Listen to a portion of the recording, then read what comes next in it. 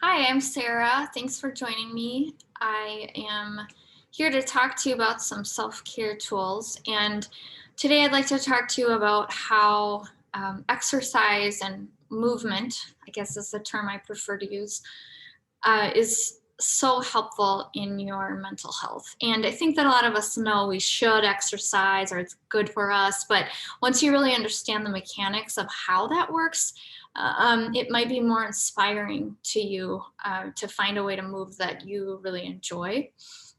So, if you think about how our bodies are designed and go back years and centuries and however long, um, our bodies are designed that we have this protective mechanism of the fight, flight, or freeze response. That's our stress response. So when we are under stress, what our body does is it kicks out certain hormones and kind of creates different natural chemical reactions in our body that are truly intended to help us fight or flee.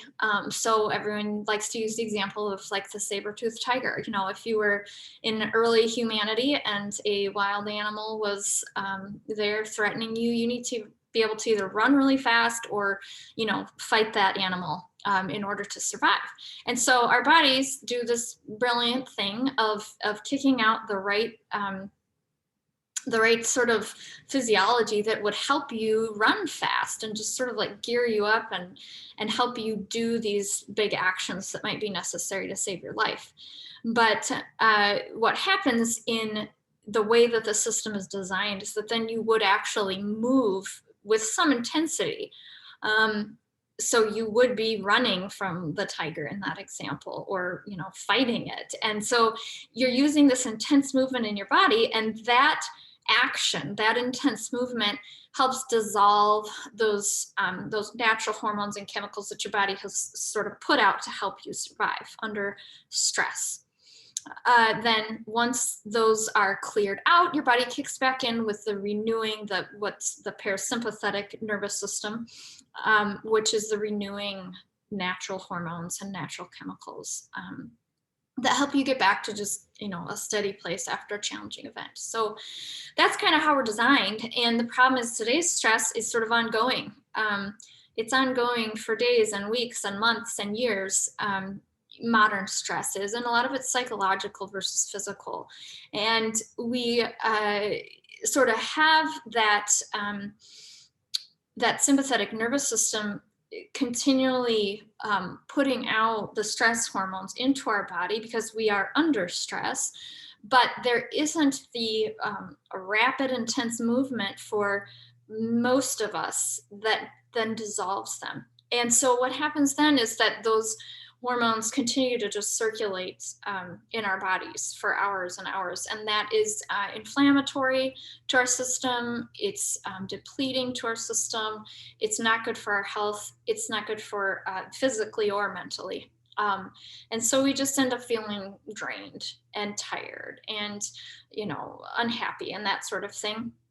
And so we can know this. We can know that when we're under stress, and again, many of us are these days, uh, that's the reaction our body is having. And so knowing that, what can we do to clear it? And the answer is moving, physically moving your body. And so finding something that you really do enjoy doing is the key. One of the people I've interviewed for my books, Paul Chek, he said he always asks audiences, what is the best form of exercise? It's a little quiz, and the answer is the one that you are the most willing to do, the most interested in doing, the one that you enjoy the most. And so thinking really creatively about movement in your life and just thinking of it as this is going to just clear my body of the stress hormones, and it's going to help bring in the renewing chemicals as well. So the piece about that that's important too is that when you can include some intensity in your exercise, that's really the most efficient way to burn things off. So if you like walking, have some intervals, or meaning a period of time where you go, I'm going to walk super fast from this block to that block. And then I'm going to just kind of walk my normal pace. And then I'm going to walk super fast from this tree to that lamppost.